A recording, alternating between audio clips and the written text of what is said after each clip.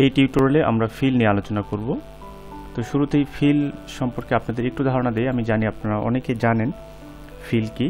ধরুন আমার এখানে আমি কিছু একটা লিখলাম, 5 লিখলাম। তো এই 5 লেখাটা আমার এই পুরা এই সেলগুলো জুড়ে থাক। তো সেটা আমরা টাইপ না করে কিভাবে অটোমেটিক এটা ফিল করতে পারি, এই 5 দিয়ে পূরণ করতে পারি। তো সেটাই হচ্ছে ফিল। তো ফিল আমরা দুভাবে করতে পারি, একটা হচ্ছে মাউসের সাহায্যে, আর একটা হচ্ছে যে হোম বাটন আছে, হোম ট্যাব আছে, হোম ট্যাবের আন্ডারে যে এডিটিং গ্রুপ আছে, এখানে যে ফিল অপশন আছে, তো এর সাহায্যেও আমরা করতে পারি। তো আজকের টিউটোরিয়ালে আমরা মাউসের সাহায্যে কিভাবে ফিল করা যায় সেটা নিয়ে আলোচনা করব। তো এখানে আমি 5 লিখলাম। এরপরে আমি এখানে যদি আমি ক্লিক করি, দেখুন যে অ্যাক্টিভ সেল বলা হয়, অ্যাক্টিভ সেলের একবারে ডান পাশে আমি যখন এখানে কার্সারটা রাখবো, তখন এই কার্সারটা একটা প্লাস আকার, যে প্লাসটা হচ্ছে কালো, একটু থিক আর কি, বর্ডারটা মোটা প্লাস। তো এই প্লাস আকার যখন ধারণ করবে তখন এটাকে বলা হয় ফিল হ্যান্ডেল। দেখুন এখানে একরকম দেখাচ্ছে, এখানে আরেক রকম দেখাচ্ছে, মোটা কালো। এরপরে মাউস বাটন ক্লিক করে চেপে ধরে এরপরে টেনে নিয়ে আসতে হবে। আমি যতদূর পর্যন্ত টেনে নিয়ে আসবো ততদূর এটা কিন্তু অটোমেটিক ফিল হয়ে যাবে। দেখুন এতদূর পর্যন্ত এটা ফিল হয়ে গেছে 5 দিয়ে। তো এখানে ছোট্ট একটা বিষয় দেখুন, এখানে ছোট্ট একটা অপশন আসছে, এটাকে বলা হয় অটো ফিল অপশন। তো এখানে আমি ক্লিক করব। ক্লিক করার পরে এখানে 4টা অপশন আছে। একটা হচ্ছে কপি সেল। কপি সেল অর্থ আমি এখানে যা লিখেছি সেটা জাস্ট কপি হবে।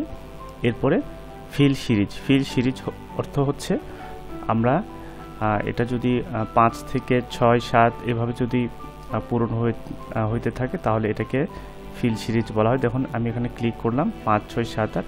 তো সিরিজ যে সবসময় 1 করে বাড়বে এমন কথা না। তো বাই ডিফল্ট এখানে 1 করে এখানে বাড়ে, 1, 5 যেহেতু ছিল 1 1 করে এখানে বেড়েছে।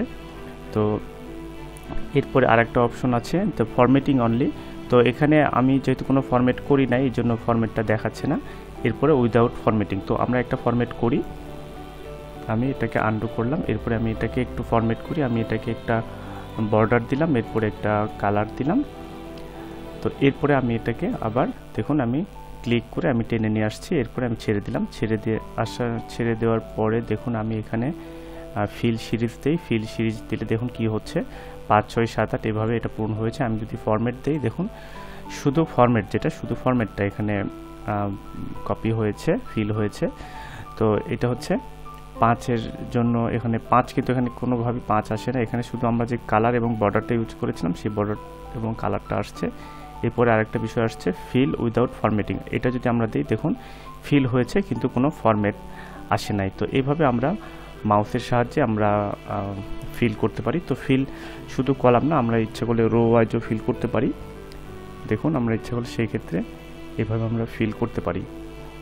তো এখানে গিয়ে আমরা একইভাবে আমরা এই যে বিভিন্ন অপশনগুলো আছে এর সাহায্যে আমরা ইচ্ছা করলে ফিলের অপশনগুলো আমরা ব্যবহার করতে পারি। আমরা ইচ্ছা করলে কোনো যদি আমরা ডেট অথবা বার লিখি, সেটাও ইচ্ছা করলে আমরা কিন্তু ফিল করতে পারবো। দেখুন এটা অটোমেটিক কিন্তু যে দিনগুলো অটোমেটিক এখানে কিন্তু চলে আসছে। এটা সিরিজ জন্য কিন্তু এটা হয়েছে। সিরিজ অর্থ হচ্ছে আমার দিন 1 1 করে বেড়েছে, এই জন্য এটা আসলে এটা হয়েছে। আর আমি যদি কপি দিই তাহলে একই দিন বারবার আসবে। তো আমরা সিরিজ যখন দেব তখন কিন্তু এটা অটোমেটিক রবি, সোম, মঙ্গল এভাবে কিন্তু চলে আসছে। ঠিক একইভাবে আমরা যদি ডেট যদি আমরা ফিল করতে চাই, দেখুন আমি একটা ডেট লিখলাম,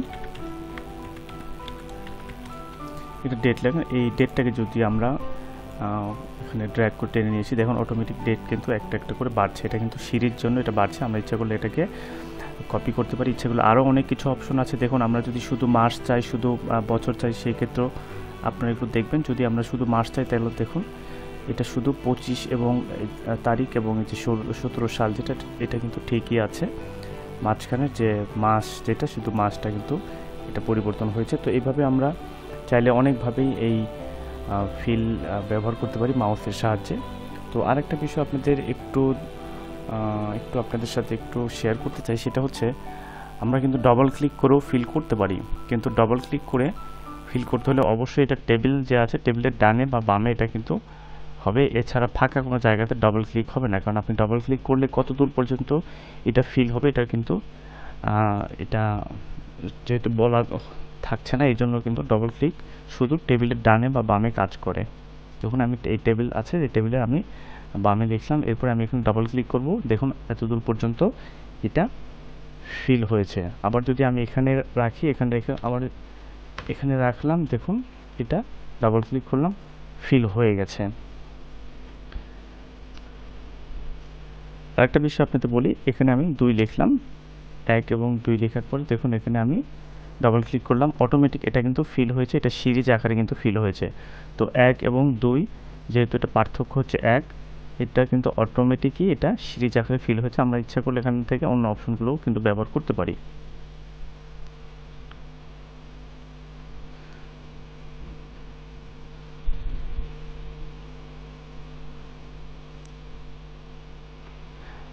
আমরা ফাঁকা জায়গাতে কিন্তু চাইলে কোনোভাবে ডবল ক্লিক কাজ করবে না। দেখুন আমি এখানে লিখলাম, এখানে আমি ডবল ক্লিক করছি, দেখুন কোনোভাবে কিন্তু কাজ করছে না। কিন্তু আমি এখানে যখন লিখছি এবং ডবল ক্লিক করছি, দেখুন এখানে কিন্তু এই ফিলটা কাজ করছে, অর্থাৎ ফিল অবশ্যই টেবিলের ডানে বা বামে যে লেখাগুলো আছে সেখানে। আমি মাঝখানে যদি এটা একটা উঠায় দিই, দেখুন কি হয়, ফিল কি হয়, দেখুন শুধু এতটুকু পর্যন্ত আসছে, এখানে যে ফাঁকা পেয়েছে সেলটা, এই জন্য কিন্তু এরপরে আর কাজ করছে না।